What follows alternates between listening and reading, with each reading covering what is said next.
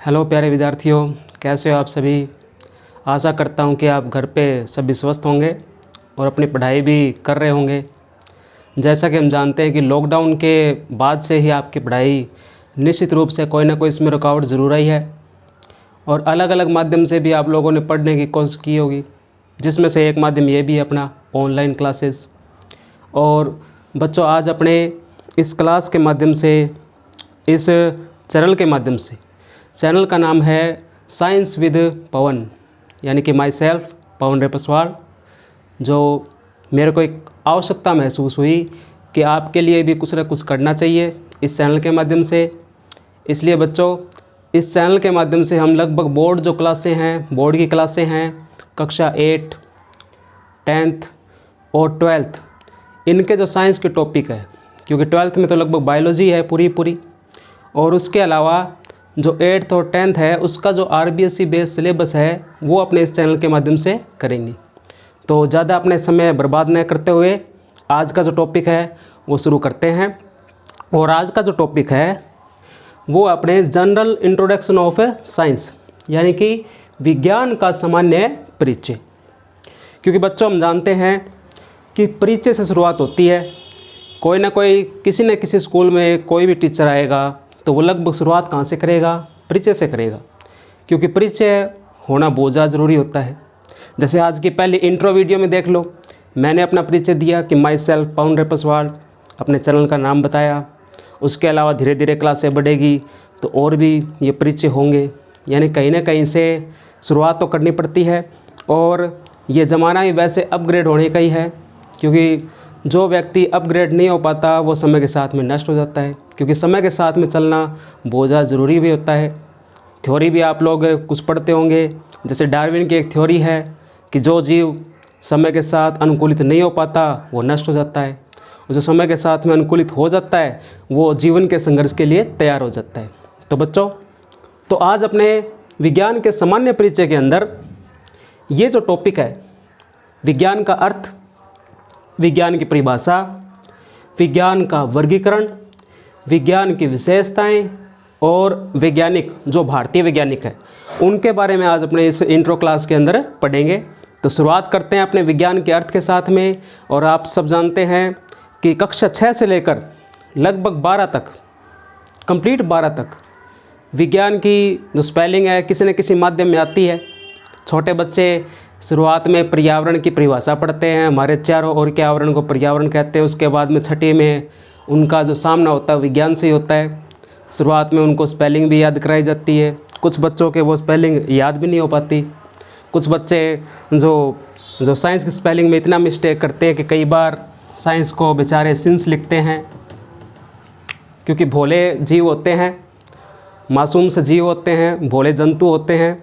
ये गलती स्वाभाविक भी है, क्योंकि गलतियों से ही जो बच्चा होता है वो सीखता है। सिंस लिख देते हैं, कई बार बेचारे थोड़ा और कोशिश करके कहीं ना कहीं एक दो स्पेलिंग और जोड़ देते हैं, मतलब अपने तरीके से कोई ना कोई स्पेलिंग बनाते रहते हैं। लेकिन एक्चुअल जो स्पेलिंग है वो लगभग सभी के याद होना चाहिए, क्योंकि अगर ये स्पेलिंग तक याद नहीं होते तो परिभाषा दूर की बात है। और स्पेलिंग याद होना सबसे ज़्यादा ज़रूरी होता है, क्योंकि स्पेलिंग अगर याद नहीं होता तो आप पता ही है कि क्लास के अंदर किसी एक बच्चे को खड़ा करेंगे तो उसको भी थोड़ी हीन भावना का सामना करना पड़ता है, यानी एक प्रकार से इज्जत के साथ में बेइज्जती हो जाती है। तो यहाँ पे साइंस की स्पेलिंग शुरुआत में लिखी हुई है, क्योंकि इंट्रोडक्शन करने जा रहे हैं तो साइंस की स्पेलिंग लिखनी बहुत ज़्यादा ज़रूरी होती है। ये आपकी साइंस की स्पेलिंग है जो प्रत्येक क्लास में आपके काम आएगी, छठी से लेकर 12वीं तक। और अर्थ की बात करें तो सबसे पहले अपने अर्थ के बारे में पढ़ते हैं। अर्थ 2 भाषाओं में होता है इसका। कितनी भाषाओं में होता है बच्चों? 2 भाषाओं में। सबसे पहली जो भाषा है वो एक प्रकार की प्राचीन भाषा मानी जाती है, रोम की, जिसको बोलते हैं लैटिन भाषा। क्या बोलते हैं? लैटिन भाषा। लैटिन भाषा में अंग्रेजी का शब्द है साइंस, यानी अंग्रेजी का शब्द होता है, उसका लैटिन भाषा में क्या अर्थ होता है वो अपने पढ़ते हैं। लैटिन भाषा में साइंस का मतलब होता है स्काई। क्या मतलब होता है? स्काई। और स्काई का अर्थ होता है साइंसिया, इसको साइंसिया भी कहा जाता है, या कुछ एक बुक के अंदर लिखा होता है साइंटिया। क्या लिखा होता है बच्चों? साइंटिया लिखा होता है, ठीक है। जिसका सामान्य सा अर्थ जो हम समझते हैं, जो अपने को पता होना चाहिए, टू नो। क्या मतलब होता है? To know. टू नो का मतलब होता है जानना। टू नो का मतलब क्या होता है? जानना होता है। वो भी किसके अंदर? लैटिन भाषा।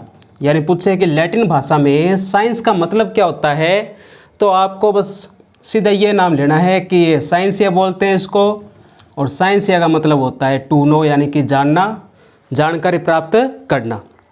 उसके बाद में एक और प्राचीन भाषा जिसको सभी भाषाओं की माँ कहा जाता है, सभी भाषाओं की जननी कहा जाता है, और वो भाषा है संस्कृत भाषा। कौन सी भाषा है? संस्कृत भाषा। संस्कृत भाषा में विज्ञान को कहा जाता है विज्ञानम। क्या कहते हैं? विज्ञानम कहते हैं, जो 3 अक्षरों से मिलकर बना हुआ है, वी प्लस ज्ञा प्लस ल्यूट। वी प्लस ज्ञा प्लस ल्यूट, यानी कि 3 जो अक्षर होते हैं, इन तीनों अक्षरों से जो संयोग से जो बना है वो विज्ञानम शब्द होता है, और इसका मतलब होता है हिंदी के अंदर विशेष ज्ञान।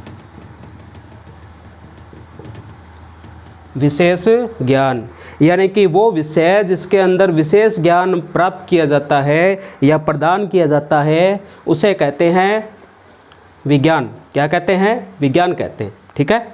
तो उसके बाद अपने पढ़ते हैं परिभाषा। क्या पढ़ेंगे? परिभाषा। आई होप कि आपको ये अर्थ समझ में आया होगा। जब भी आपसे कोई ना कोई या कहीं पे भी कोई भी टीचर पूछे तो आपको 2 भाषा याद रखनी है, लैटिन भाषा और संस्कृत भाषा। ये दोनों प्राचीन भाषा होती है जो सदियों से चली आ रही है, ठीक है। और संस्कृत को तो ऋषि मुनियों की भाषा ही बोलते हैं, और ऋषि मुनियों से यहाँ पे एक वेद होता है, जैसे ऋग्वेद। ऋग्वेद के अंदर जो विज्ञानम होता है, उस विज्ञानम का मतलब होता है विशेष ज्ञान। विज्ञानम का मतलब क्या होता है? विशेष ज्ञान। आई होप आपको समझ में आया वो अर्थ। आगे अपने पढ़ते हैं परिभाषा।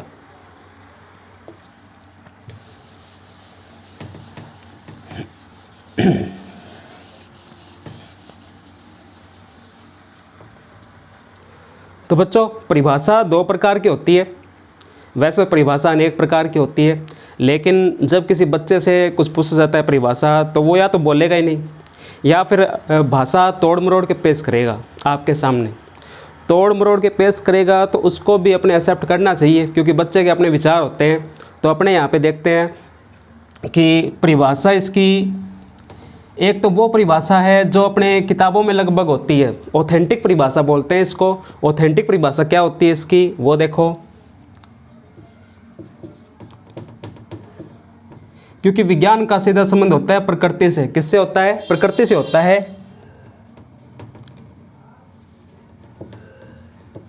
प्रकृति में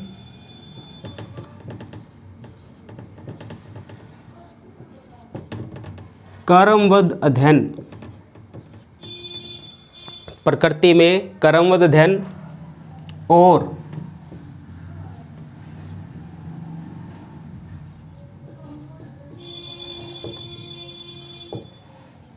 प्रकृति में क्रमबद्ध अध्ययन और प्रयोगों द्वारा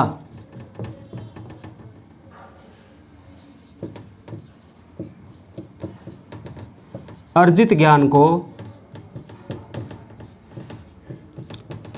विज्ञान कहते हैं। क्या कहते हैं? विज्ञान कहते हैं। यानी कि प्रकृति में क्रमबद्ध अध्ययन किया जाता है। क्रमबद्ध अध्ययन किसका किया जाता है? या तो वस्तुएं सजीव होगी या निर्जीव होगी, ठीक है। उसके अलावा प्रयोग करेंगे, क्योंकि प्रयोग करना बहुत ज़्यादा ज़रूरी होता है। प्रयोग से सफल हो या असफल हो तो कहीं ना कहीं उस वैज्ञानिक को एक ज्ञान की प्राप्ति तो होती है कि हाँ, अपने को अगली बार ये प्रयास करना चाहिए, ठीक है। तो प्रयोगों द्वारा अर्जित ज्ञान को यानी कि प्राप्त ज्ञान को क्या कहते हैं? विज्ञान कहते हैं। ये परिभाषा नॉर्मली कहीं ना कहीं छठी क्लास में या उसके अलावा 9th क्लास में यह आपको मिलेगी, किताबों के अंदर मिलेगी।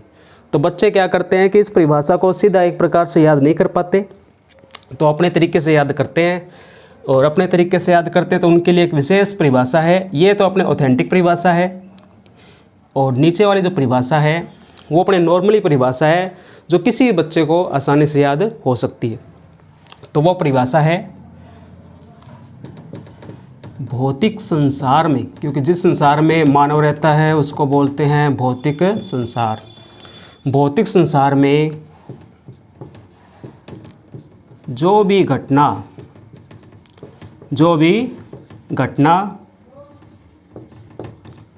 घटित हो रही है, भौतिक संसार में जो भी घटना क्या हो रही है बच्चों? घटित हो रही है, उसका क्रमबद्ध अध्ययन, यानी इसमें वही शब्द आए हैं, उसका क्रमबद्ध अध्ययन और उससे प्राप्त किससे प्राप्त? जो घटना घटित हो रही है उससे प्राप्त सुव्यवस्थित ज्ञान को विज्ञान कहते हैं। क्या कहते हैं? सुव्यवस्थित ज्ञान को विज्ञान कहा जाता है। यानी ये इसकी डेफिनेशन है, ये वो परिभाषा है जो नॉर्मली बच्चे याद कर सकते हैं। बस याद रखना पड़ेगा उनको कि जिस संसार में रहते हैं वो कौन सा संसार है, कौन सी दुनिया है? भौतिक दुनिया है। वहाँ पे क्या होती है? घटनाएं घटित होती है। घटनाएं कौन सी? जैसे सूरज क्यों निकलता है, सूरज कैसे छिपता है, उगते समय सूरज का रंग लाल क्यों होता है, छिपते समय भी लाल क्यों होता है, ये घटनाएं होती है। उसके अलावा बादल कैसे बनते हैं, बर्फ़ से पानी कैसे पिघलता है, यानी पानी से बर्फ़ कैसे जमती है। तो ये सब कुछ जो घटनाएं होती है, इसके पीछे कहीं ना कहीं दिमाग में ये सवाल आता है कि ये घटनाएं क्यों होती है, कैसे होती है। उन सब का जो सवालों का जो जवाब है वो एक ही विषय में छिपा हुआ है जो अपने को विशेष ज्ञान प्रदान करता है, उसे बोलते हैं अपने विज्ञान। क्या बोलते हैं बच्चों? विज्ञान। तो ये परिभाषाएं हो गई। ये परिभाषाएं अपने को याद करनी है। ये परिभाषा ऑथेंटिक परिभाषा, और जब भी कभी एग्ज़ाम में पेपर में पूछे तो ये परिभाषा इस्तेमाल कर सकते हैं, या मौखिक रूप से पूछे तो ये परिभाषा आप लोग बोल सकते हैं। ठीक है, नोट डाउन कर सकते हैं आप लोग।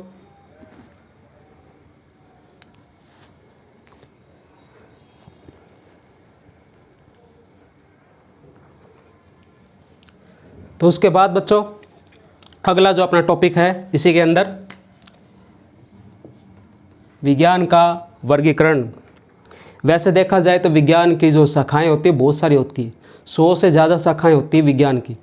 और अपने यहाँ पे जो शाखाएं पढ़ेंगे मुख्य रूप से काम आएगी, और उन शाखाओं का किन किन टॉपिक के कौन से चैप्टरों के अंदर उनका प्रयोग हुआ है वो भी अपने देखेंगे।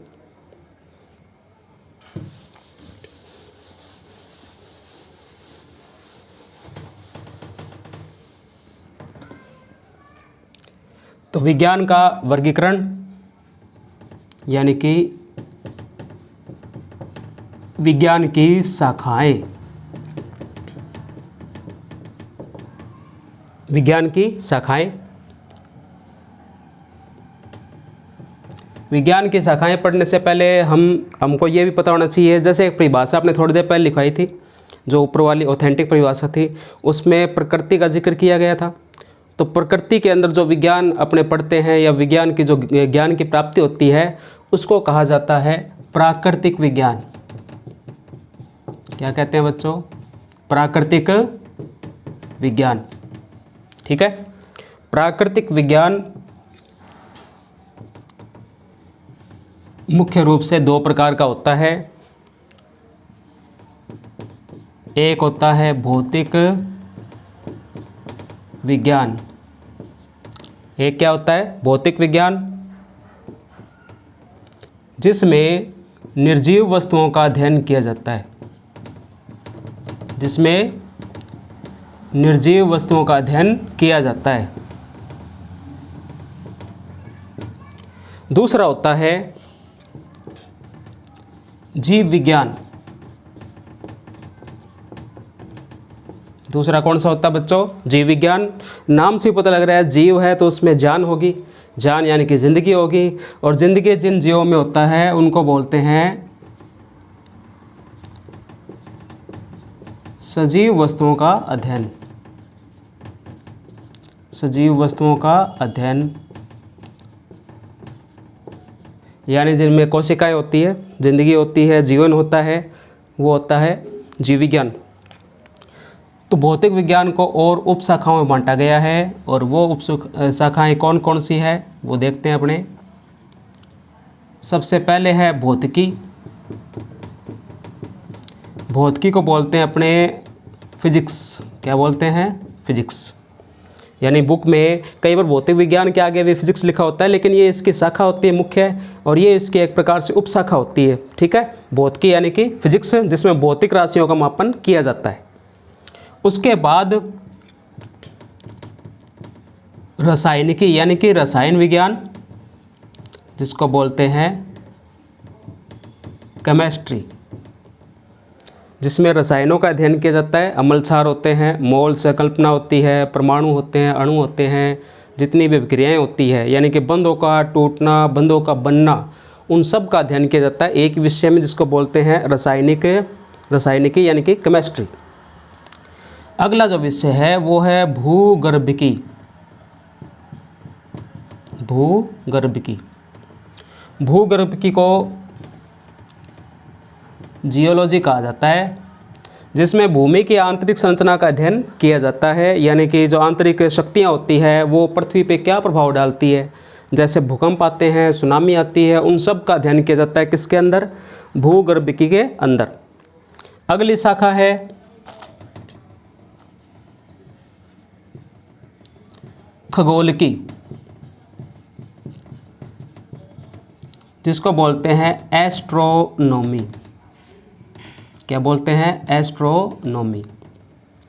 एस्ट्रोनॉमी वो शाखा है जिसके अंदर तारों, सितारों, नक्षत्रों का, ग्रहों का अध्ययन किया जाता है।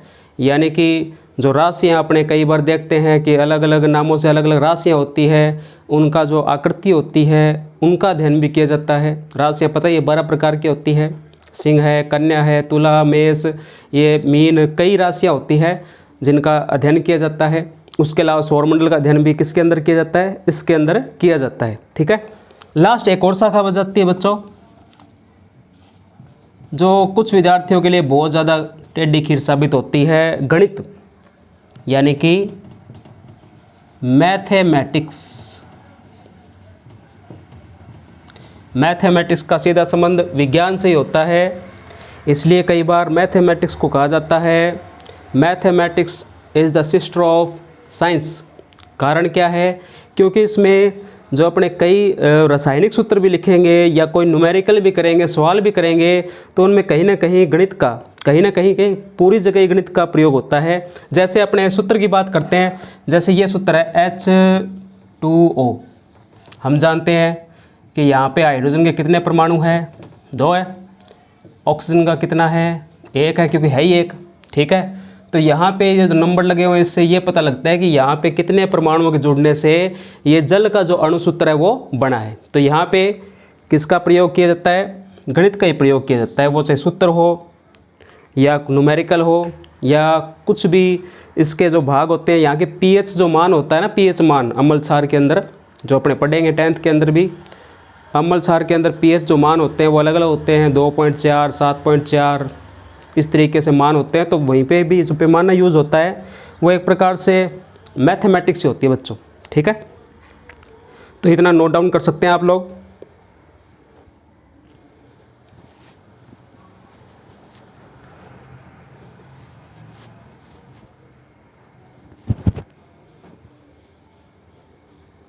आगे देखते हैं जीव विज्ञान यानी कि सजीव वस्तुओं का अध्ययन। सजीव वस्तुओं के अध्ययन में जो शाखाएं होती है मुख्य रूप से 3 शाखाएं होती है, 3 उप शाखाएं, 3 विषय होते हैं इसके अंदर। सबसे पहला जो विषय है वो है प्राणी विज्ञान। प्राणी विज्ञान, प्राणी विज्ञान को अंग्रेजी में इसकी जो स्पेलिंग है, मतलब नाम है इसका, वो है जूलॉजी। चिड़ियाघर के नाम में जू आपने सुना होगा नाम, क्योंकि वहाँ पे प्राणी होते हैं। यहाँ पे एक कोष के जीव, बहुकोष के जीव प्राणियों का अध्ययन किया जाता है। कुछ जीव ऐसे होते हैं जो पानी में रहते हैं, कुछ जीव जल में और स्थल दोनों पे रहते हैं, कुछ जीव ऐसे होते हैं स्थल पे रहते हैं। उन सब का अध्ययन किस में किया जाता है? प्राणी विज्ञान में किया जाता है। अगला जो है वनस्पति विज्ञान। अगली शाखा कौन सी बच्चों? वनस्पति विज्ञान, यानी कि बॉटनी।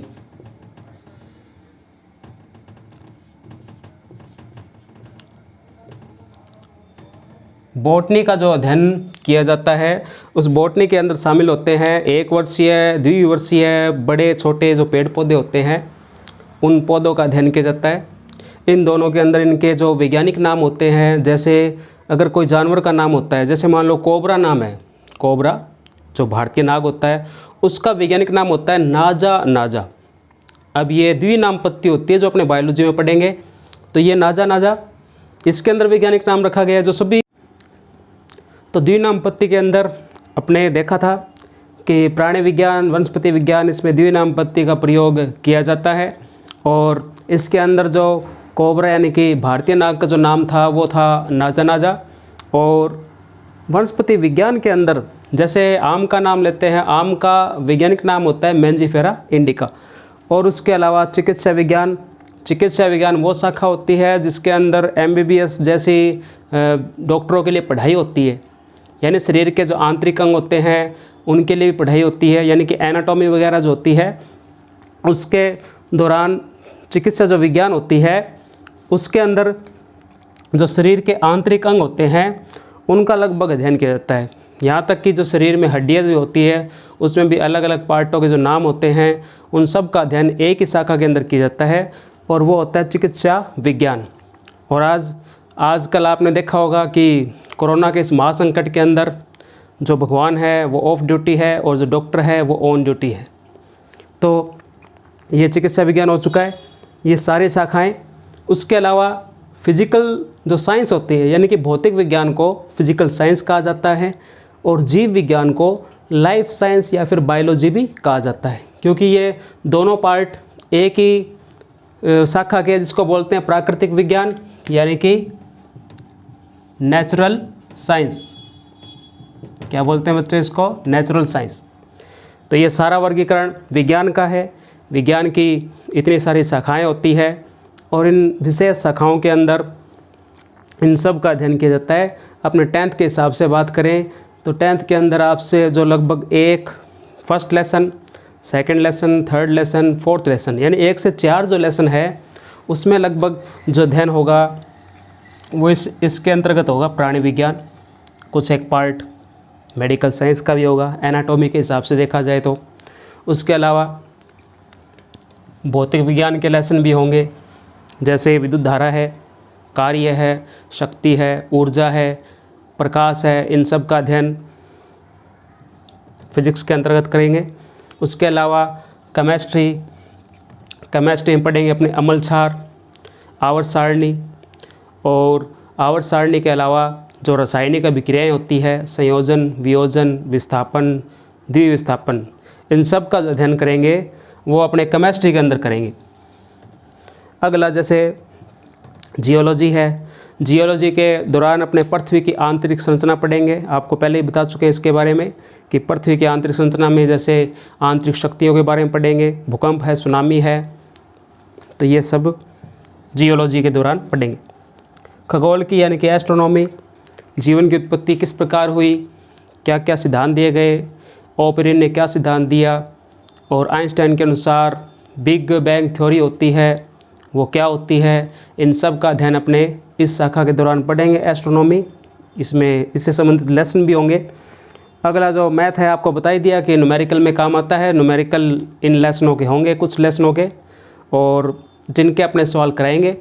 और किसके दौरान होता है? ये गणित के दौरान होता है अभी। ठीक है बच्चों, तो ये सारा वर्गीकरण किसका होता है? विज्ञान का होता है। इसमें शाखाएं होती है, तो आप ये नोट डाउन कर सकते हैं।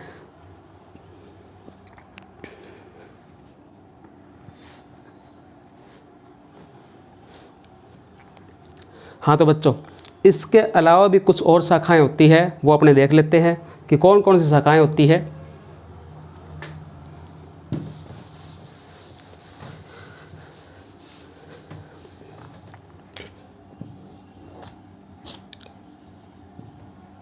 जैसे आनुवांशिकी, अभियांत्रिकी,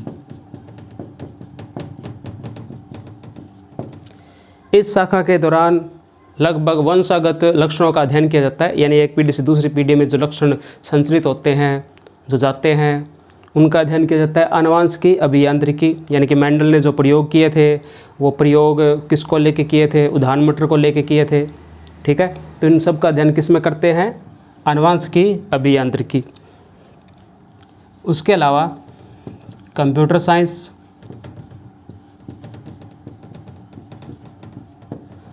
जिसमें कंप्यूटर की टेक्नोलॉजी के बारे में पढ़ते हैं कि कैसे एक बड़े कमरे के साइज़ का कंप्यूटर आपकी हथेलियों में आ गया, यानी स्मार्टफोन के रूप में। यही अपग्रेड होता है, और अपग्रेड को ही अपनी दूसरी भाषा में विज्ञान बोलते हैं। उसके अलावा सूचना प्रौद्योगिकी, यानी कि इंफॉर्मेशन टेक्नोलॉजी। इंफॉर्मेशन टेक्नोलॉजी किसको बोलते हैं? इंफॉर्मेशन टेक्नोलॉजी वो होती है जिसके अंदर सूचनाओं का आदान प्रदान होता है, यानी कि कम्युनिकेशन होता है। जैसे टेलीफोन है, मोबाइल फ़ोन है। इसके अलावा फैक्स मशीन होती है, यानी कि वो सूचनाएं जो एक व्यक्ति से दूसरे व्यक्ति में चुटकियों में पहुंच जाए, यानी कि बिना टाइम लिए हुए और कम मेहनत के ही पहुंच जाए। और एक प्रकार से इंफॉर्मेशन टेक्नोलॉजी में इन सब का अध्ययन किया जाता है। फिर एक और शाखा होती है जैव प्रौद्योगिकी, यानी कि बायोटेक्नोलॉजी। यानी दो जातियां मिलके एक अलग विपरीत गुण वाली जो जाति होती है उसका निर्माण करती है। जनक पीढ़ी अलग होती है, फिर संतान जो होती है उनसे प्राप्त होती है। ये जो बीटी कपास होती है, संकरित जो पौधे होते हैं, ये लगभग जो बनाए जाते हैं प्रयोगों के द्वारा, जिनका निर्माण किया जाता है, वो जो शाखा होती है वो होती है बायोटेक्नोलॉजी। कौन सी होती है बच्चों? बायोटेक्नोलॉजी।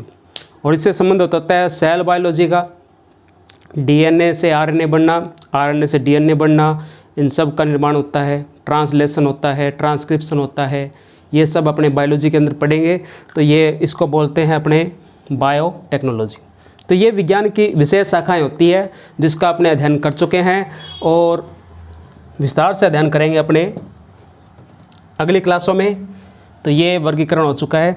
अब आगे विज्ञान की विशेषताएं जो है वो अपने आप में सिमटी हुई है, और वो इस प्रकार सिमटी हुई है। कोई एक टीचर अगर किसी विद्यार्थी को पढ़ाता है, उन दोनों के अंदर अगर जिज्ञासा है तो निश्चित रूप से उस क्लास में प्रश्न उत्तर ज़रूर होंगे। और बच्चों, जिस क्लास में प्रश्न उत्तर होते हैं वही क्लास देखा जाए तो असल में जिंदा क्लास कहलाती है। और बाकी जिसमें एक टीचर लगातार बोलता जा रहा है और बच्चे ऐसे सुनते रहे हैं और सुनते जा रहे हैं, तो इसका मतलब वो क्लास अपने आप में जीवित क्लास नहीं मानी जाती, वो क्लास डेड क्लास मानी जाती है। इसलिए लगभग विज्ञान के अंदर यही कोशिश की जाती है प्रत्येक टीचर के द्वारा कि वो बच्चों को कुछ नया सिखाए, एक्टिविटी में शामिल करे और क्लास को एक प्रकार से लिविंग क्लास बनाए, यानी कि जिंदा क्लास बनाए। तो यहाँ पे ये शाखाएं हो चुकी है। उसके बाद में अपने विशेषताओं में देखते हैं। और विशेषताओं में सबसे पहली विशेषता कि विज्ञान जो होता है वो तर्क शक्ति का निर्माण करता है। विज्ञान किसका निर्माण करेगा? तर्क शक्ति का निर्माण करेगा। तर्क शक्ति क्या होती है बच्चों? जो सही और गलत का निर्णय करती हो कि ये जो प्रयोग है ये इन कसौटियों पे खरा नहीं उतरा है। ये अपने पढ़ते हैं कि एक वैज्ञानिक अपना प्रयोग दिखाता है, दर्शाता है, उसके बाद में फिर अगला एक और वैज्ञानिक आता है, वो उससे और ज़्यादा विशेषताओं के साथ में उस प्रयोग को करता है।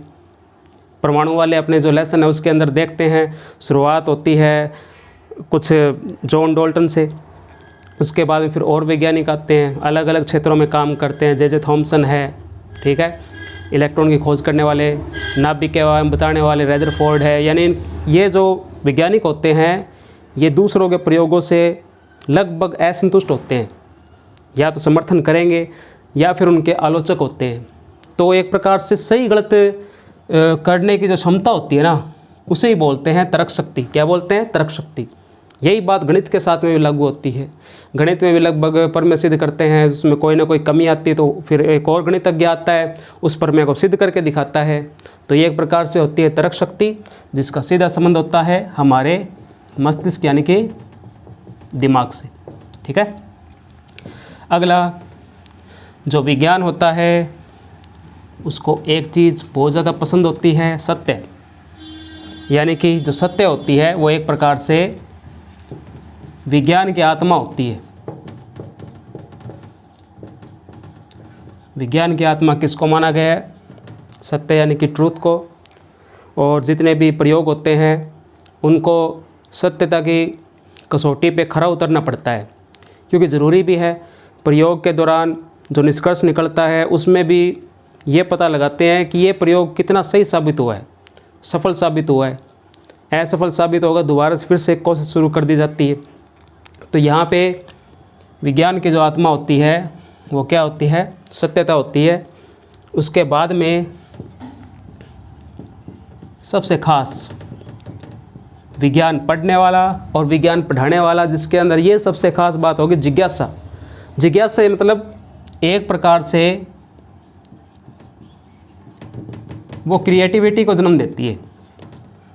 जिस व्यक्ति के अंदर जिज्ञासा होगी, जिस छात्र या छात्रा के अंदर जिज्ञासा होगी, वो निश्चित रूप से क्या होगा? क्रिएटिव होगा। क्रिएटिव मतलब जिसके दिमाग में नए नए विचार आते हैं। नए नए क्या आते हैं? विचार आते हैं। जितने भी वैज्ञानिक हैं उन सब के दिमाग में नए नए विचार आए, क्योंकि वो पुरानी जो ये प्रथाएं हैं उनको देख चुके थे। फिर सोचा कि कुछ न कुछ और ये सिस्टम आविष्कार बनाने की आवश्यकता है, यानी कि कोई ना कोई आविष्कार समय समय पे होते रहे हैं। आविष्कारों की अपने बात करें तो जैसे अलेक्जेंडर ग्राहम बेल, जिन्होंने टेलीफोन का निर्माण किया था। किसका निर्माण किया था भाई? टेलीफोन का। यानी कि एक प्रकार से टेलीफोन का निर्माण किया था तो उनके दिमाग में कुछ विचार ही आए, और विचार आने के कारण उन्होंने किसका निर्माण किया? टेलीफोन का। क्योंकि पुराने समय में जो राजा महाराजा थे, रियासतें थी, उनमें संदेश पहुंचाने के लिए समय लग जाता था, महीने 2 महीने। अगर थोड़ा सा और फास्ट अगर संदेश पहुंचाना है तो उसके लिए कबूतर का प्रयोग करते थे, जो पोस्टमैन का काम करते थे। और उसके बाद में उन्होंने टेलीफोन बनाया कई वर्षों के प्रयासों के बाद।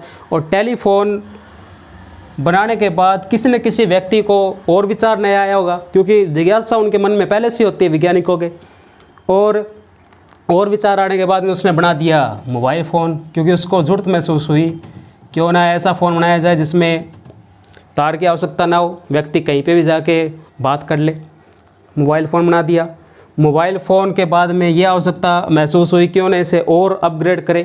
जैसा कि आपको बताया कि अपग्रेड का दूसरा नाम ही क्या है? साइंस है।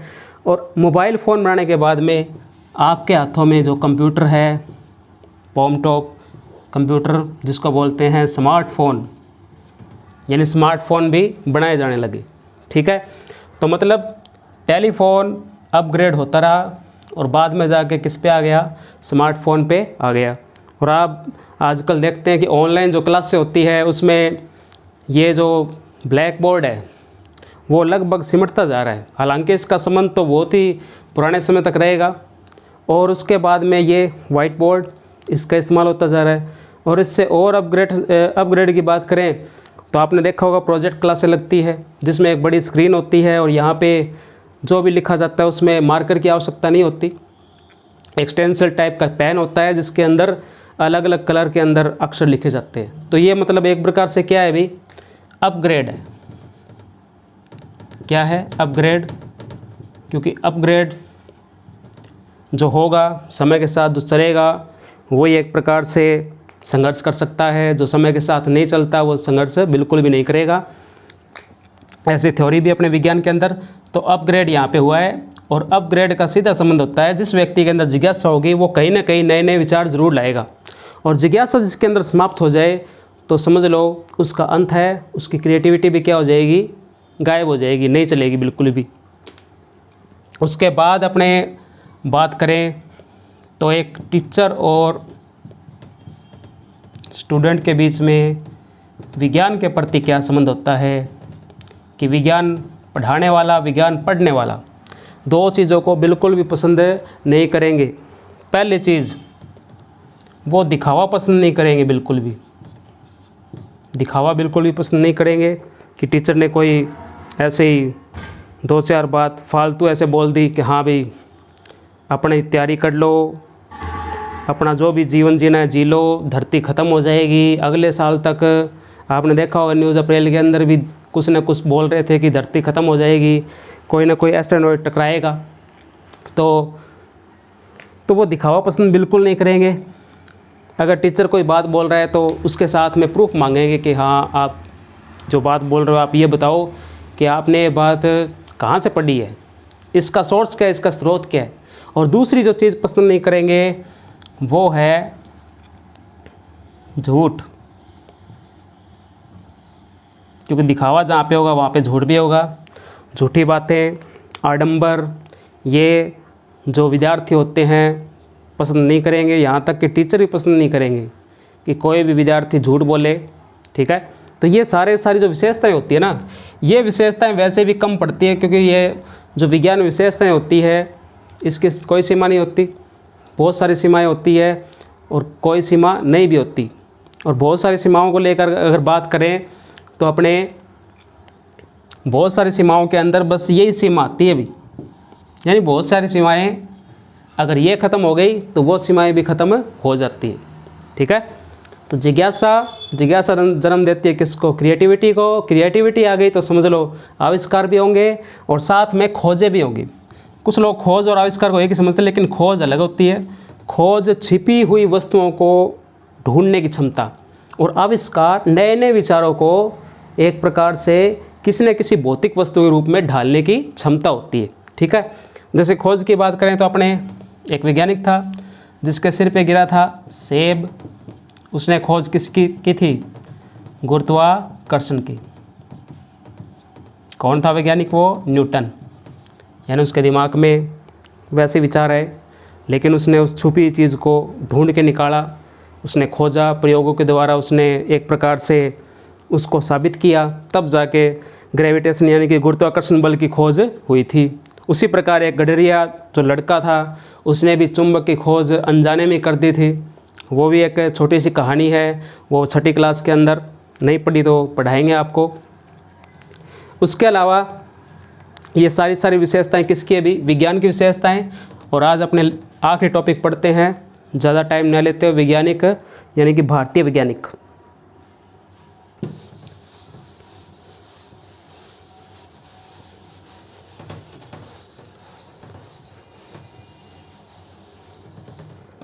चलिए जी, भारतीय वैज्ञानिक में सबसे पहला नाम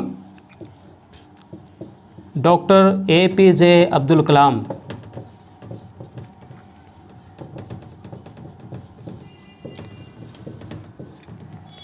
दूसरा नाम डॉक्टर CV रमन। तीसरा नाम डॉक्टर होमी जहांगीर भाभा।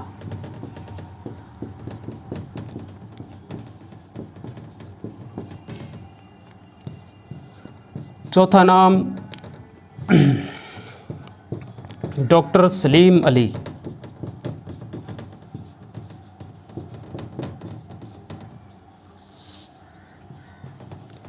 पांचवा नाम, वैसे तो वैज्ञानिक भारतीय बहुत सारे हैं, किसी का भी नाम लिख सकते हैं, तो पांचवा नाम चलो अपने पुराने जैसे, यही अपने आप में वैज्ञानिक थे, चरक और ये सुश्रुत। चरक और सुश्रुत, क्योंकि इनके बारे में पढ़ लेते हैं, क्योंकि एग्ज़ाम में कई बार इनसे ही प्रश्न आ जाता है अभी। तो डॉक्टर APJ अब्दुल कलाम, इनको कहा जाता है मिसाइल मैन ऑफ इंडिया, यानी भारत का मिसाइल मैन किसे कहा जाता है?